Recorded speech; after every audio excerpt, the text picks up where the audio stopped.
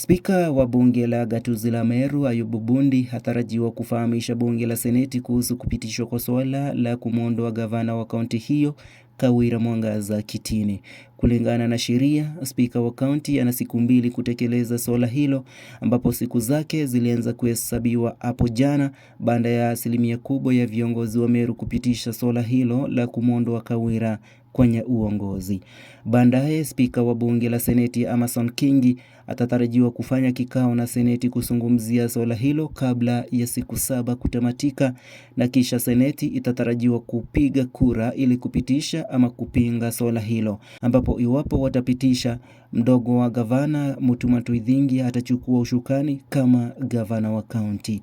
Kawira anakashifiwa kwa kuhusisha familia yake kazini, kuwa na maneno yasiyo na heshima kwa viongozi, kutumia pesa za umma kwa njia isiyofaa, kufanya kazi isiyo yake, baadhi ya mengine mengi. Mtazamaji, huo ndio ukome wa habari za sasa hivi. Nachokuomba ni kwako, kama ni mara yako ya kwanza kupitia channel hii,